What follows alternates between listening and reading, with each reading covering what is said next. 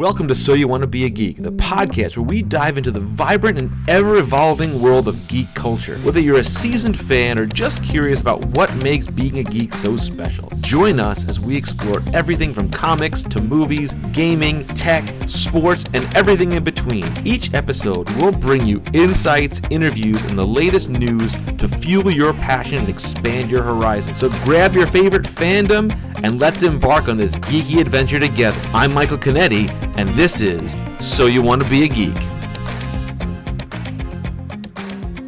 The views, ideas, and statements discussed on this episode of So You Want to Be a Geek are only meant for conversation purposes. This episode is not intended to provide investment or legal advice. If you're interested in investing in cryptocurrency, always do your own research. And now, let's get geeky. So how do you think the regulations on Bitcoin and these other different cryptocurrencies are shaping the world, and are they going to evolve and become more regulated and more strict? Is it going to be harder for people who invest, or is it going to be is the world not going to let it get that kind of regulated? It's a great question, Mike. For me, for what I do for a living in the financial crime prevention, anti-money laundering, and sanctions and other protocols that financial institutions try and do their best to prevent illicit funds from getting into the hands of terrorist organizations and other criminals. That is a bipartisan issue. That everybody agrees that it has to be there. But at the same time, what I think the examiners are recognizing, and I think that this new administration is recognizing. So there was a new, what we call an NPRM, which is basically a proposal for regulation back in June that came from the Financial Regulatory Authority, FINRA. They said that they want to take a risk-based approach with financial institutions as a whole, which include crypto exchanges, et cetera. And so, meaning, in the old days, which over the last 20 years, everybody's always taken the approach that you must comply with every single aspect of the Patriot Act, which is the Bank Secrecy Act, the BSA AML protocols. You must comply with every single one of them, and if you don't comply with them, then you're out of compliance, and now you're in a lot of trouble. Now they're taking a more risk-based approach. They're being reasonable about it because the cost of compliance is in the billions. I remember a cost savings exercise at one of the major institutions. They saved something like $1.9 billion by moving all their folks from New York down to Delaware and down into Florida and into Arizona. They shut down a lot of real estate. They saved $1.9 billion. I think it was in 2019. They spent $3.2 billion on compliance. Wow.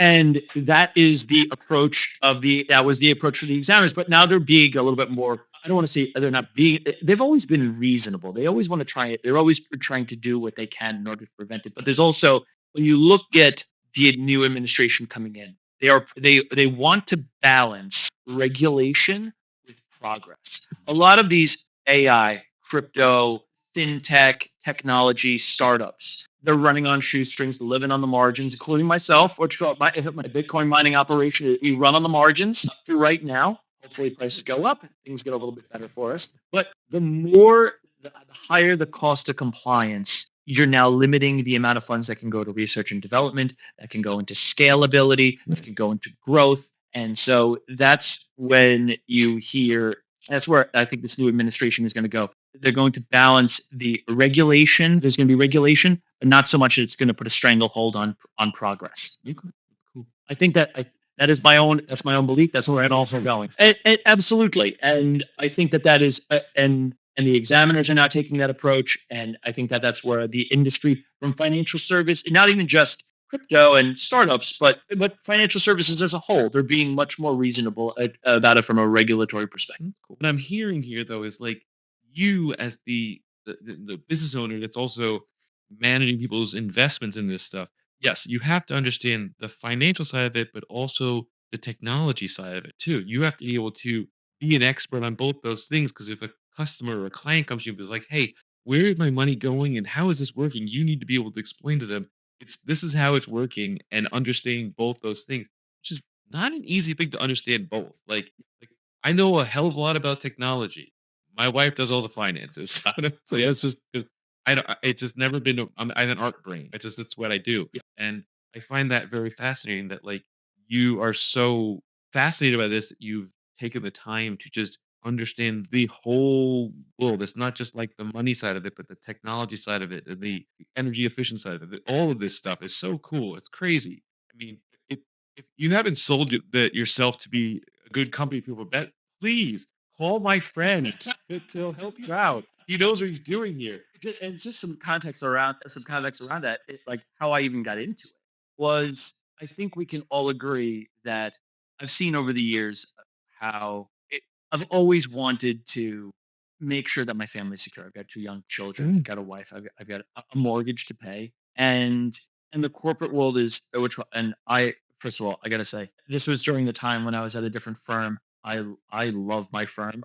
Accenture has a culture like unlike and this is not even a plug for them. This is just genuinely my feeling on it, and it's how I got started. But it was like you just look around you and you just see how the corporate machine can sometimes be very very unforgiving, and then you can do everything right. You can do everything Oh, right, yeah. and you will and there's nothing that you can do to stop it. And the idea that I wouldn't be able to provide for my kids in some form or fashion what made me quite nervous. And so like about 3 4 years ago I started looking into franchises and even investing in real estate, that whole thing. And I just kept going down this line. And the thing that I kept running into is that I had to either had too much competition or I had to generate a client base. So depending on people, or I had to depend on employees, or there was a lot of overhead, or this and that. And then when I stumbled on a YouTube video about Bitcoin mining, swear to God, YouTube has done this to me. Let It was YouTube has done this to me too. YouTube's done this for us all in a good, but all in a really good way. It's interesting. I was listening to something, and they're like, nobody knows what YouTube is because at the end of the day, it's a medium from information that is so different. Sorry to get philosophical No, no, no. I'll tell you a stupid story if you would, but go ahead. here. Yeah, it's I have ADHD. I have a really tough time digesting information when I'm reading it. I have a really tough time. So all these hundreds of hours of listening to podcasts and YouTube, it just helps my brain visualize and digest. Oh, so in other words, and I'm an operations guy. So that's what I do every single day. I am the North America lead for financial crime prevention. I have an operational brain. I can see how things line up and I can see where the efficiencies are. And so that's how I even sort of was willing to go down this road because it is operational in nature. You buy a computer, they produce X, they cost Y, and et cetera, et cetera. So it's just simple. It's just a simple business plan. But to your point about now protecting my customers, there are really no customers, but I do have investors, and it's very grassroots. It's family, friends, a couple of former colleagues, people who I genuinely care about. So not only am I trying to protect people that I care about, but now people who have believed in me that I've known my entire life. I see them at Thanksgiving. So I want to make sure that my money do right. I got a phone call earlier today. And where's the website? I think the Happy New Year email was fantastic. Those kinds of things. But the business side, that's where the MBA came into play. I learned a lot about the finance side. What is the finance, the taxes? 16 years of consulting really helped with the ability to sort of really figure out having the realization of what you of knowing what you don't know, and then going down that road to figure it out. So I've did not only have I figured out these efficiency plans, but also it's designing quarterly statements. It is designing all the reporting, all of the financials, the taxes, the making sure that I'm KYC compliant, doing all the things that I tell my clients to do. Right.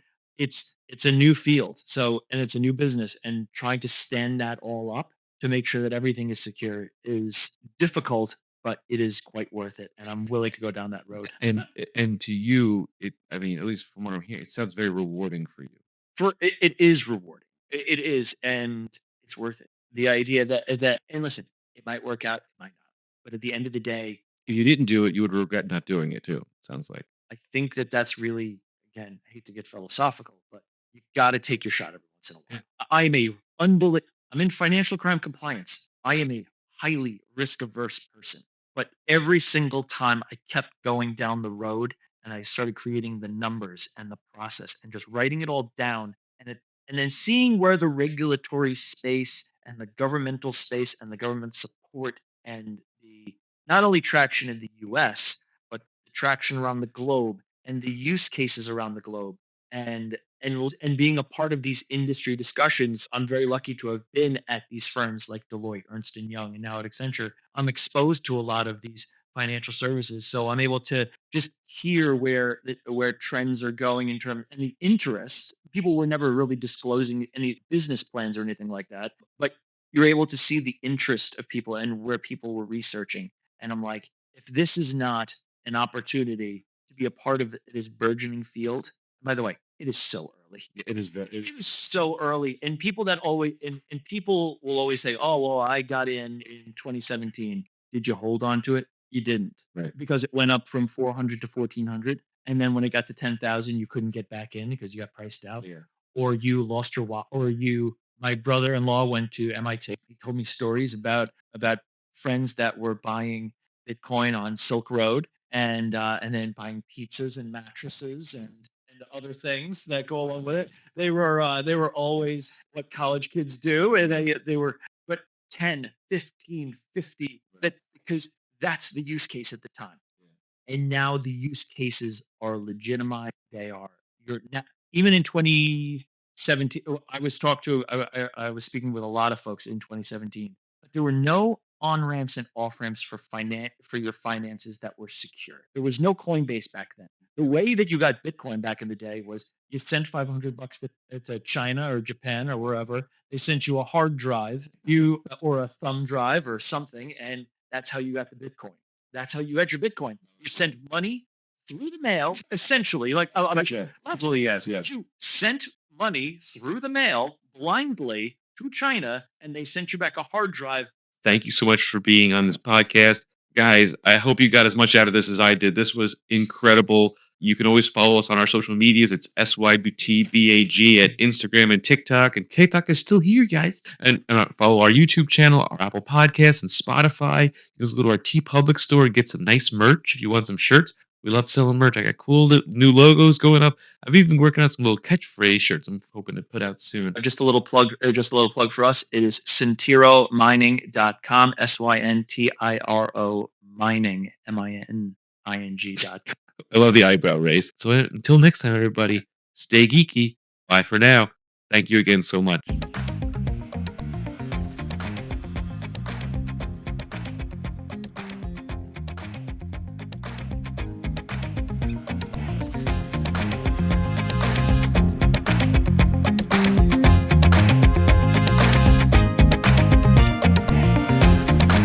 Thanks for tuning into this episode of So You Want to Be a Geek. We'd like to thank the Geekster Media Network. I'm Michael Canetti. I'm your host, producer, and editor. We hope you enjoyed the journey into geekdom as much as we did. Don't forget to subscribe, rate, and leave a review on your favorite podcast platform. Follow us on Instagram and TikTok at Swipbag for updates, behind-the-scenes content, and more geeky goodness. Have a topic you'd like us to discuss or a guest you'd like to hear from? Let us know. So you want to be a geek at gmail.com and stay up to date and join the conversation. Until next time, keep embracing that inner geek and remember, the adventure never ends.